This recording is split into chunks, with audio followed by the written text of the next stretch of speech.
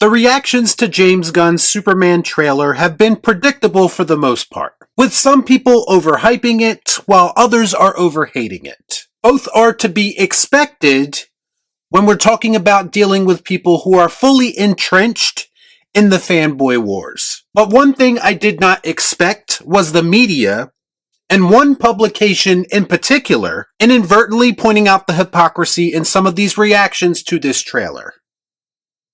Let's discuss. I watch so you don't have to. All I'm offering is the truth, nothing more.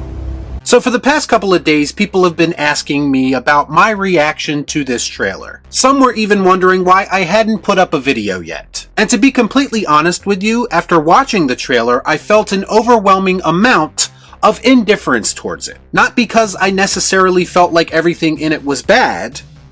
I thought the trailer overall was fine. Some bad, some good, just not a lot that I could possibly say that many people haven't said already. See, nobody cares.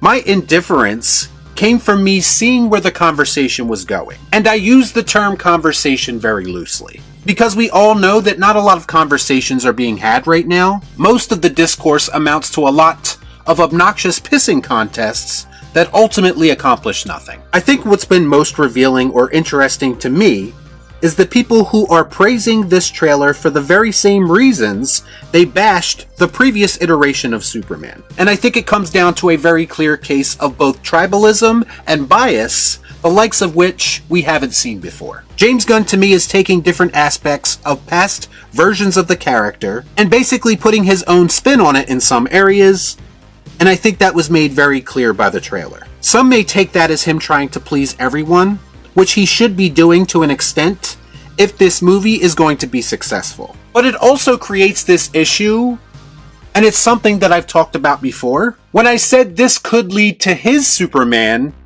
not having his own identity. That makes sense. When you use the John Williams score, or a variation of the John Williams score, a score that I liked, by the way, it doesn't make me think of Superman as a whole. It makes me think specifically of the Christopher Reeves version of the character. And I think for that reason, it's why the song feels slightly out of place being used here. This movie in 2025 is supposed to be pushing the character into new and exciting directions. It's supposed to be restoring optimism to the character that some people incorrectly think hasn't existed for a while. But I didn't get that vibe from this trailer at all. What it felt like to me was rehashing old ideas and sprinkling in some new things here and there. Not impressed. And that's not to say that an approach like that can't work.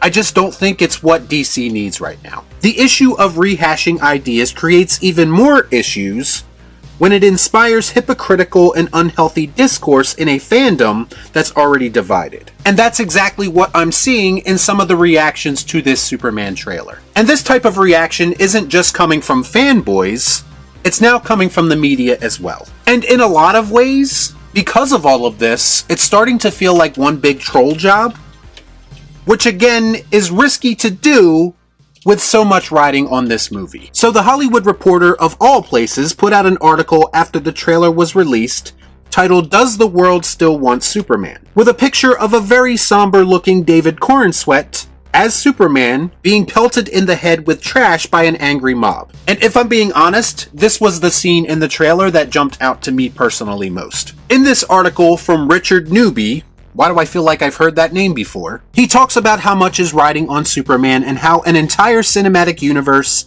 is dependent on the success of this film. No pressure. Now, this is something I've personally said several times, but I'm willing to bet that Richard Newby doesn't get anywhere near the amount of hate for saying it as I do. He also talks about how Gunn has to cut through the world's cynicism and deliver a take on the character whose cinematic depiction for many audiences hasn't resonated since 1978. You sit on a throne of lies. And that's something else I've talked about extensively, and how James Gunn really needs to put his best foot forward if his goal is in fact to change the perception of Superman as well as the DC brand in the public eye. The only difference is I don't believe that the character hasn't resonated with people since 1978. To me, that's an online made-up narrative that some people on the internet want you to believe. I distinctively remember a lot of genuine excitement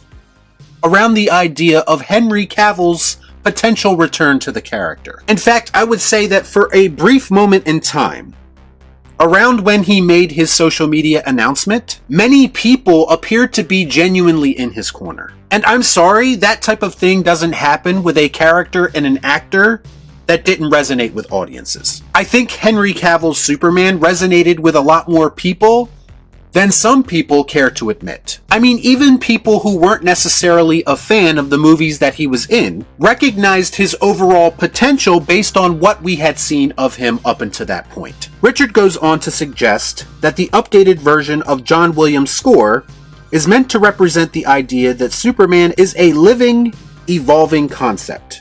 In other words, not being relegated to some people's narrow-minded view to how the character should be.